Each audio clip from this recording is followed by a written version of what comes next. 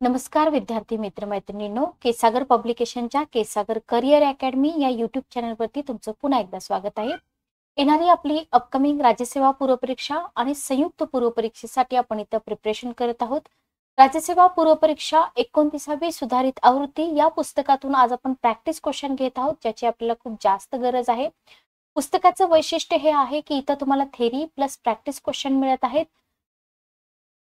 1000 पेजेसचं पुस्तक आहे. प्रत्येक सब्जेक्टचे तुम्हाला 500 प्लस इथं प्रॅक्टिस क्वेश्चन मिळत आहेत. आज आपण घेत आहोत हिस्ट्रीचे क्वेश्चन, जे आयोगाच्या लेवलचेच आहेत.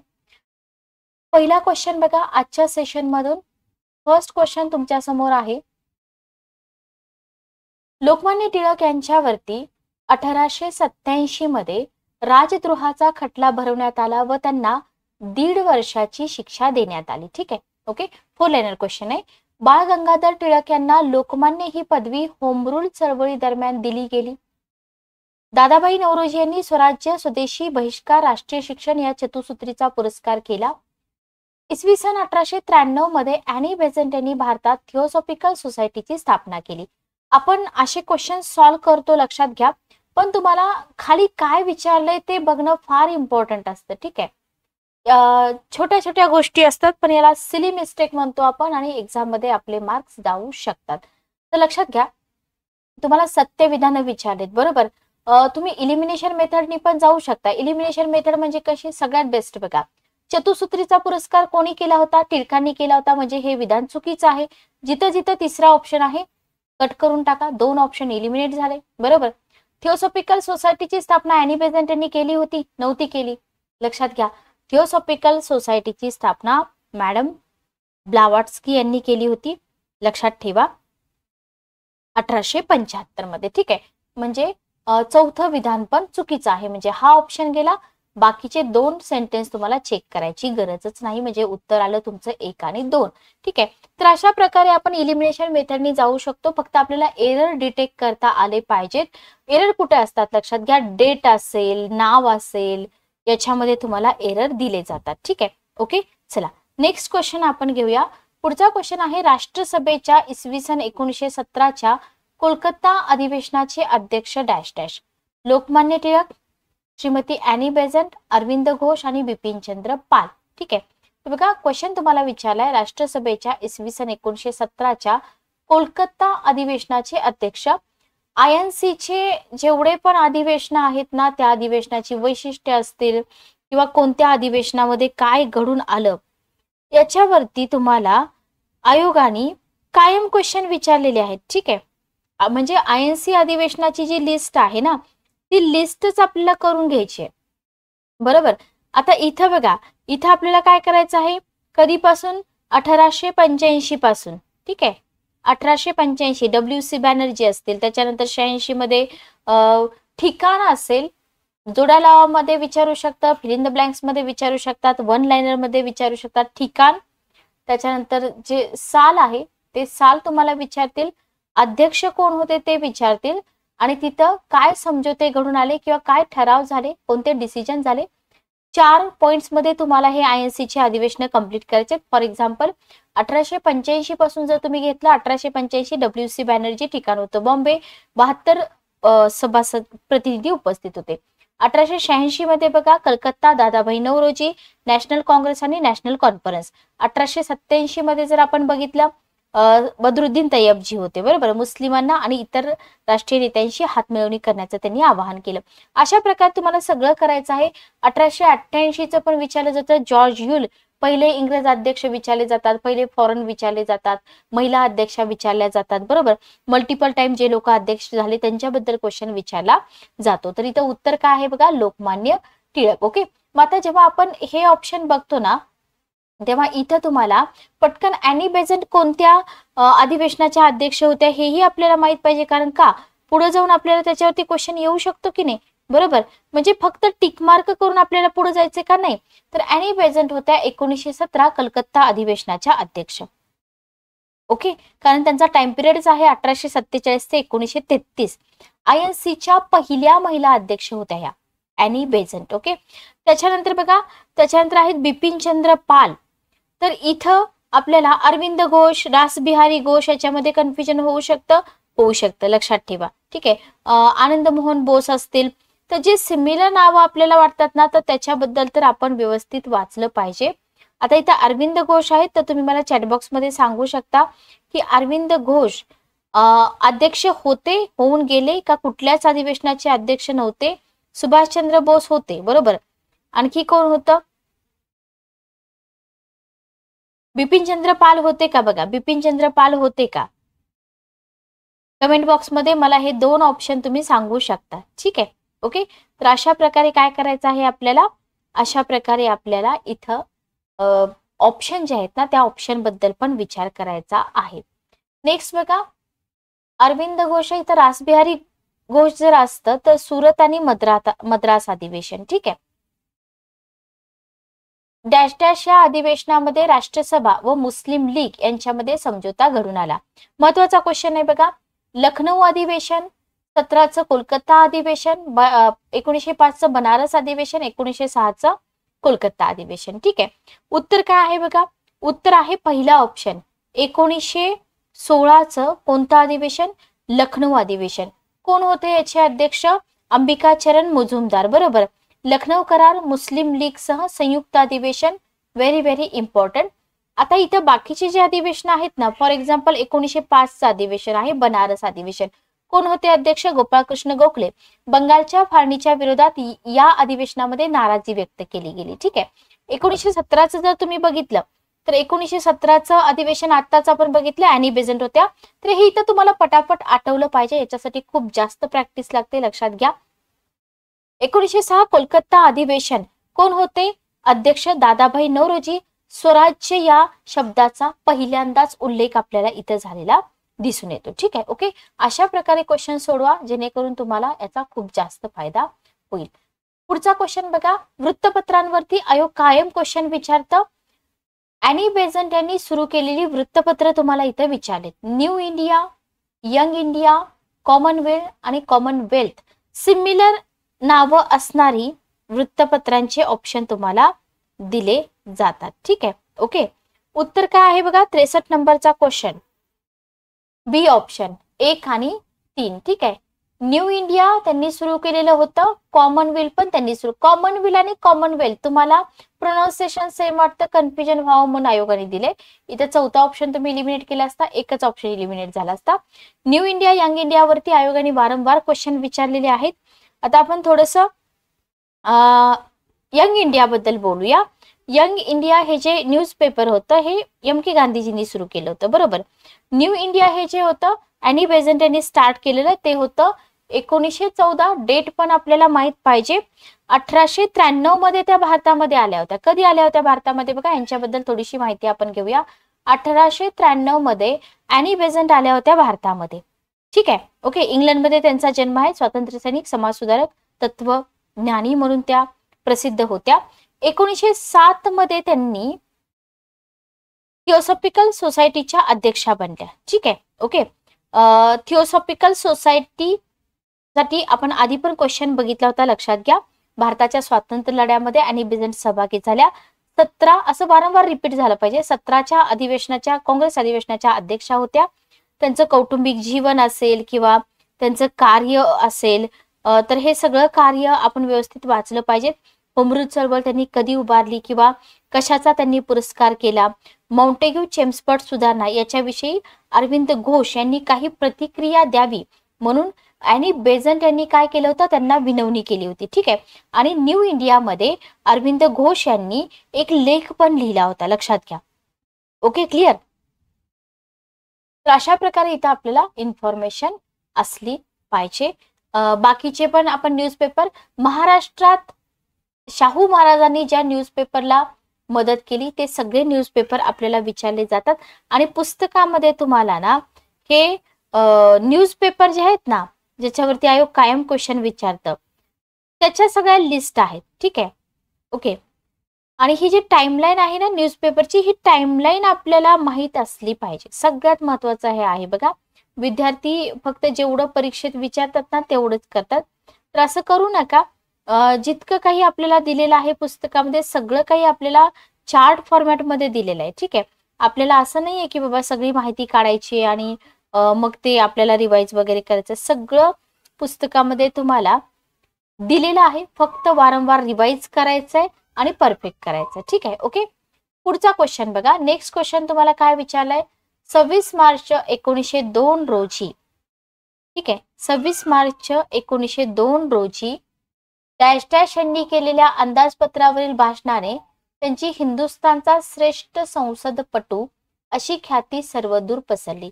फिरोजशाह मेहता, दिनशाह बादशाह, गोपाळकृष्ण गोखले, दादाभाई नौरोजी.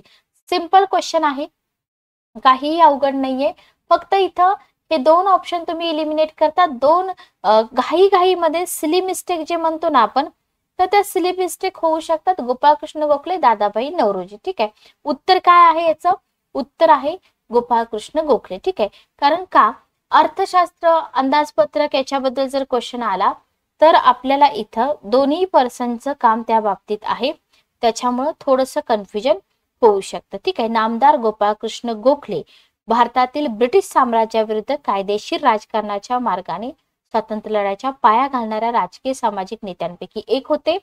भारत सेवक समाज जो होता ना, तर त्या भारत सेवक समाजाचे हे कोण होते? संस्थापक होते. ठीक आहे, मोहनदास करमचंद गांधी गोखल्यांचे शिष्य होते, लक्षात ठेवा. संस्था त्यांनी कोणकोणत्या स्थापन केलेल्या आहेत ते पण आपल्याला माहित पाहिजे, ज्याच्यावरती क्वेश्चन विचारला जातो. ठीक आहे, किंवा गोखले राजकीय गुरु, गोखल्यांचे मार्गदर्शक कोण होते? न्यायमूर्ती रानडे, बरोबर का? तर अशा प्रकारचे क्वेश्चन आपल्याला विचारले जातात. मवाळ नेते, जहाल नेते पण विचारले जातात. नेक्स्ट क्वेश्चन बघा. 12 डिसेंबर 1911 रोजी दिल्ली येथे दरबार भरून डॅश डॅश यांनी बंगालची फाळणी रद्द केल्याची घोषणा केली. डेट बरोबर आहे का बघा, ठिकाण बघा, आणि मग आपण इथे उत्तर द्यायचंय. Viceroy lord Curzon, lord Hardings, British सम्राट पंचम जॉर्ज आणि राणी व्हिक्टोरिया. इथं राणी व्हिक्टोरिया हा ऑप्शन तुम्ही इझिली इलिमिनेट करू शकता. फाळणी रद्द व्हायची घोषणा व्हाईसरॉयने नाही केलेली, लक्षात घ्या. कोणी केली? ब्रिटिश सम्राट पंचम जॉर्ज यांनी केली, बरोबर. कोणी केली? ब्रिटिश सम्राट पंचम जॉर्ज यांनी. नेक्स्ट क्वेश्चन बघा, 66 नंबरचा. डॅश डॅश मध्ये खऱ्या अर्थाने महात्मा गांधींचा भारताच्या राजकीय क्षितिजावर उदय झाला. एवढे सोपे क्वेश्चन तर आयोगाकडून विचारले जात नाहीत. आपण जस्ट इथं फक्त बघूया, तर 1919 मध्ये फक्त आपल्याला माहिती पाहिजे म्हणून आपण इथं बघतोय. नेक्स्ट क्वेश्चन बघा. गांधी युगावरती क्वेश्चन विचारले जातात, पण गांधीजींचे जे मेजर आंदोलन वगैरे आहेत ना, त्याच्यावरती क्वेश्चन असतात. जस्ट एक मिनिट थांबा.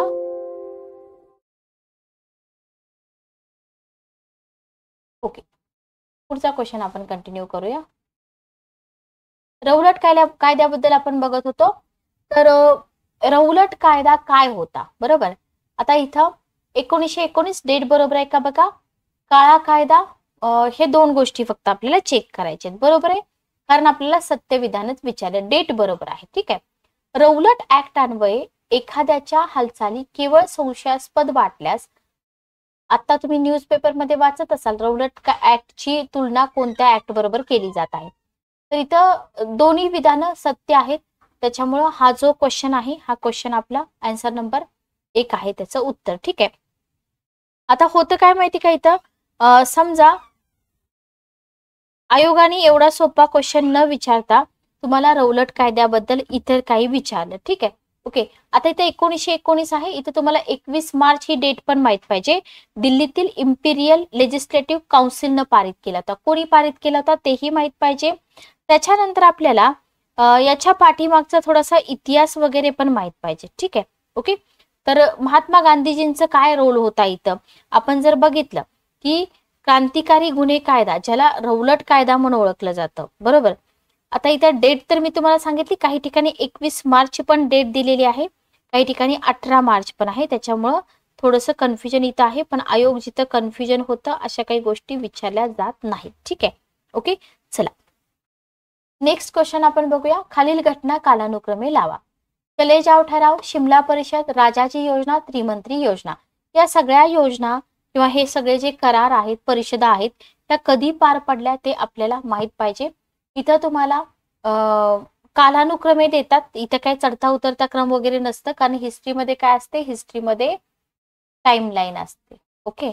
मग आता इथं जर आपण बघितलं तर तुम्ही काय करू शकता, याच्यामध्ये अवघड काय आहे बघा. याच्यामध्ये अवघड जर बघितलं तर जी राजाची योजना आहे ना, तर ही राजाची योजना आपल्या जास्त वाचण्यामध्ये नसते. ठीक आहे, पण इन्फॉर्मेशन पाहिजे. राजगोपालाचारी जे होते ना, 1944 मध्ये राजाजी फॉर्म्युला म्हणून ओळखली जाणारी त्यांनी एक योजना तयार केली होती. ठीक आहे, जेव्हा तुम्ही ते 1944 बघता आणि जेव्हा चले जाव ठराव बघता, तेव्हा तुमच्या पटकन लक्षात येतं की राजाची योजना तर अगोदर नसणार आहे, बरोबर. सुरुवातीला असेल चले जाव ठराव, म्हणजे फक्त एक ऑप्शन तुमचा इलिमिनेट होऊन जाईल. ओके, आता सगळीकडे एक ऑप्शन आहे. आता आपल्याला काय चेक करायचंय की शिमला परिषद आहे, राजाची योजना आहे का त्रिमंत्री योजना आहे. ठीक आहे, तर आता इथं जर आपण बघितलं तर राजाची योजना आहे 44 ची.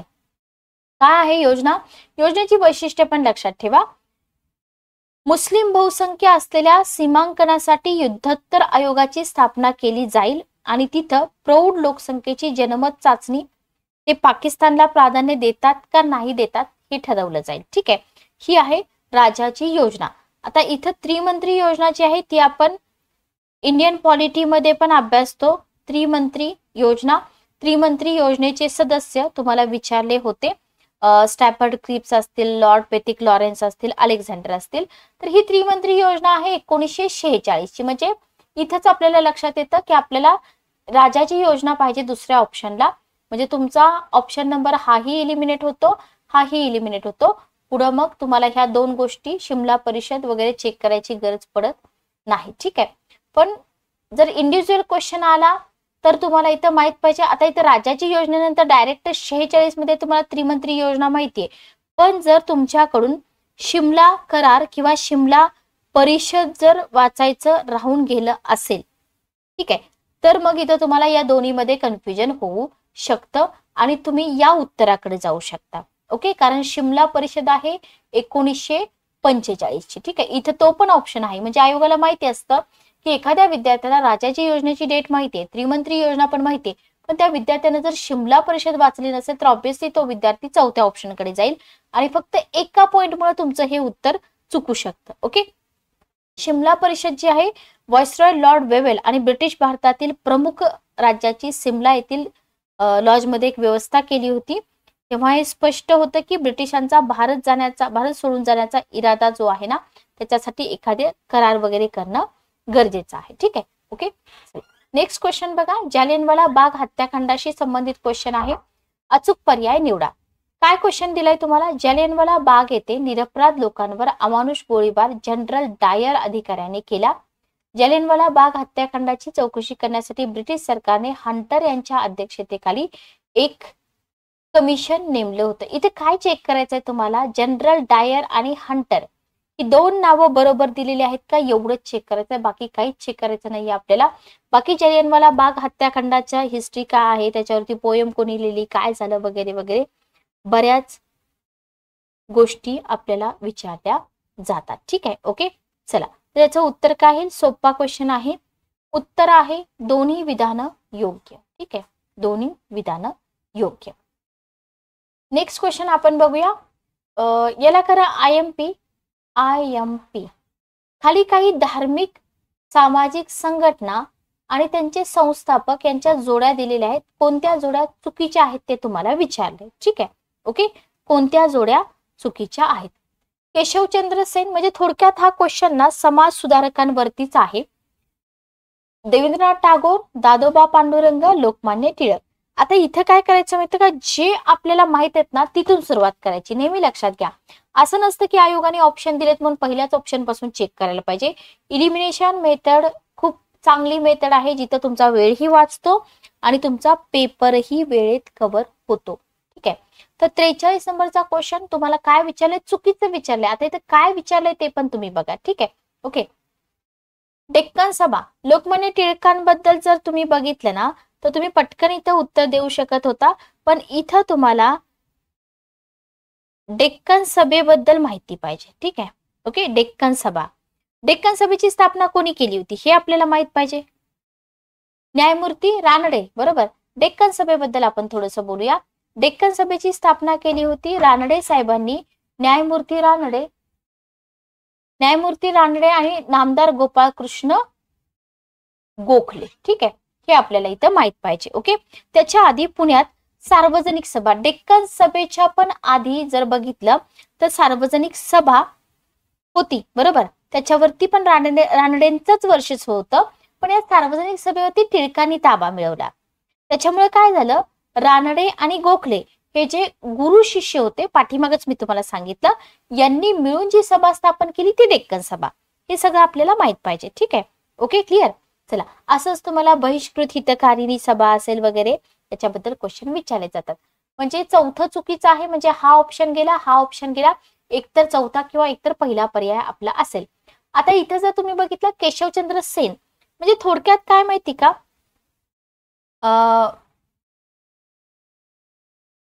सभा असते किंवा समाजसुधारक असतील तोच पार्ट येतो, बरोबर. तर केशवचंद्र सेन यांच्याबद्दल जर आपण विचार केला तर साधारण ब्राह्मण समाजाची स्थापना त्यांनी केली होती का केशवचंद्र सेन यांनी? नाही, बरोबर, नाही. त्याच्यामुळे आपलं उत्तर काय आलं, 1 आणि 4. ब्राह्मो समाजाबद्दल जर आपण बघितलं ना तर केशवचंद्र सेन हे ब्राह्मो समाजाचे एक प्रवर्तक होते. लक्षात घ्या, राजा राममोहन राय यांच्या मृत्यूनंतर ब्राह्मो समाज स्प्लिट झाला वगैरे वगैरे आपण वाचतो सगळं. पण इथं तुम्हाला काय म्हटलंय, साधारण ब्राह्मो समाज म्हटलंय. ठीक आहे, ओके. हा, साधारण ब्राह्मो समाजाची स्थापना कोणी केली होती? मतभेद झाले होते, बरोबर, मतभेद झाले शिवनाथ शास्त्री आणि आनंद मोहन बोस. त्याच्यामुळे आपलं उत्तर इथं येईल का? नाही येणार. अध्यक्ष कोण होते पहिले? आनंद मोहन बोस हे अध्यक्ष होते. ब्राह्मो समाजाची स्थापना कधी झाली होती? ब्राह्मो समाजाचे संस्थापक असतील, त्याच्यानंतर तो धर्म राममोहन राय यांच्या मृत्यूनंतर स्प्लिट का झाला वगैरे वगैरे. ठीक आहे,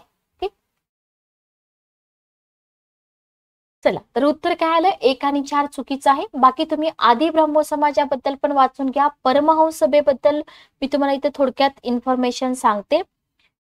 तसं बघितलं तर एक क्वेश्चन इथं एक्सप्लेन करायला आपल्याला 15 ते 20 मिनिटं जातात, सगळे ऑप्शन जर आपण इथे एक्सप्लेन केले तर. ठीक आहे, बघा, दादोबा पांडुरंग तरखडकर. ठीक आहे, 31 जुलै, फक्त डेट फटाफट लक्षात ठेवा इथे, 31 जुलै 1849. ठिकाण लक्षात ठेवा, मुंबई. इथं मदत कोणी केली त्यांना? भिकोबा दादा चव्हाण, रामकृष्ण बाळकृष्ण जयकर असतील, अध्यक्ष जयकर होते. गुप्त सभा होती, समाजावर ख्रिस्ती धर्माचा प्रभाव होता, तिचं काम गुप्तपणे चालत होतं वगैरे वगैरे. ठीक आहे, ओके. उद्देश पण विचारला जातो तुम्हाला, उद्देश सुद्धा विचारला जातो. त्याच्यानंतर बघा पुढचा क्वेश्चन आहे 44 नंबरचा क्वेश्चन. हे थोडंसं क्लीन करूया आपण आणि मग आपण पुढचा क्वेश्चन घेऊया. नेक्स्ट क्वेश्चन तुम्हाला दिलेला आहे, दादोबा पांडुरंग तरखडकर हे मानव धर्म सभेचे संस्थापक होत. ठीक आहे, ब्राह्मो समाजात विलिनीकरण करण्यापूर्वी देवेंद्रनाथ टागोर हे तत्वबोधिनी सभा या सभेचे कार्य करीत होते. हेनरी विवियन डिरोझिओ या अँग्लो इंडियन तरुणाने इसवी सन 1820 मध्ये प्रिस्पेक्ट्स ऑफ जीसस हा ग्रंथ लिहिला. दर्पण सुरू करण्यामागे मनुष्य प्राण्याची मने झाकवणाऱ्या अज्ञानाचे व चुकीच्या समजुतींचे मळब दूर करणे आणि त्याच्यावरती प्रकाश टाकणे हा प्रमुख उद्देश होता. तुम्हाला विचारलंय कोणती विधाने सत्य आहेत, 44 नंबरचा क्वेश्चन. ठीक आहे, ओके. मानव धर्म सभेबद्दल आपण थोडंसं बघूया.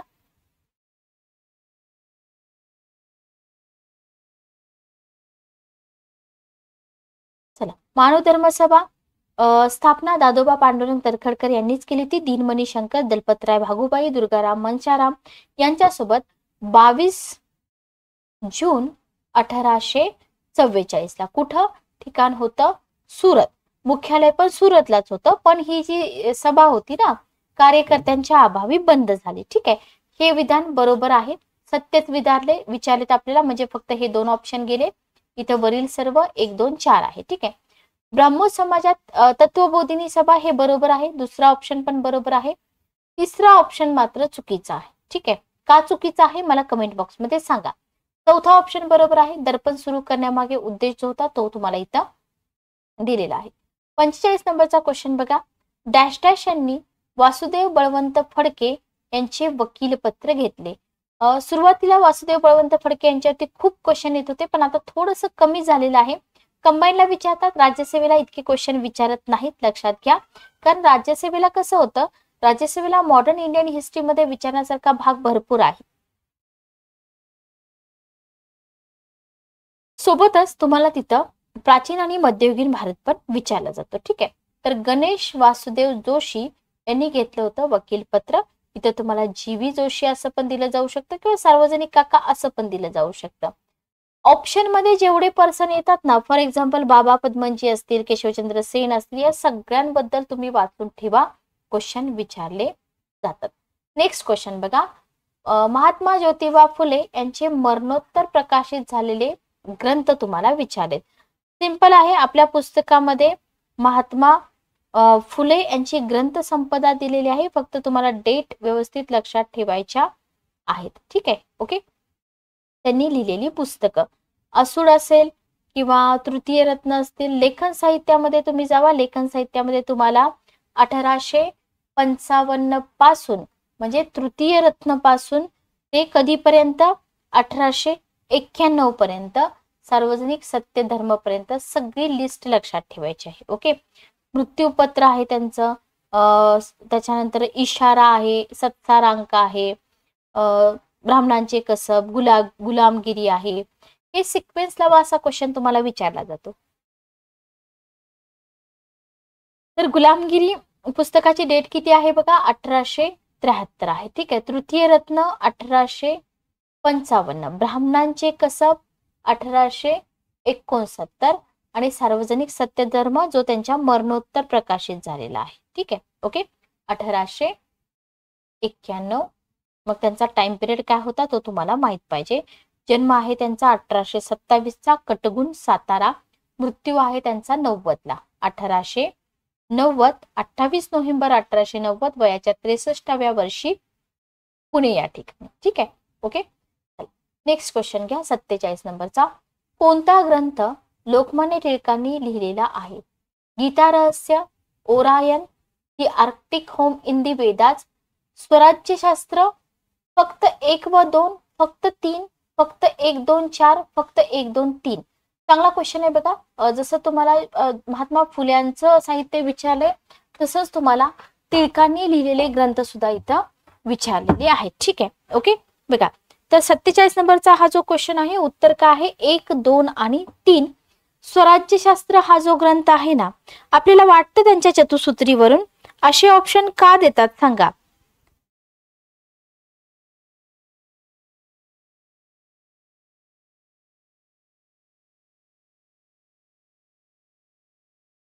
ठीक आहे. असे ऑप्शन का देतात? कारण का कन्फ्युज व्हायसाठी. बरोबर. तर इथं स्वराज्यशास्त्र हा ग्रंथ काही त्यांनी लिहिलेला नाही, त्याच्यामुळं उत्तर आहे 1, 2, 3. 48 नंबरचा क्वेश्चन बघा. खाली निरनिराळ्या सामाजिक संस्था आणि त्यांचे संस्थापक सदस्य यांच्या जोड्या दिलेल्या आहेत. चुकीची जोडी ओळखा. परमहंस सभेबद्दल मी माहिती सांगितली, मानव धर्म सभेबद्दल पण सांगितले, भारत सेवक समाजाबद्दल पण सांगितले. सोपा आणि चांगला क्वेश्चन आहे. आता इथं तुम्हाला मानव धर्म सभा हा ऑप्शन चुकीचा दिसतोय. बरोबर.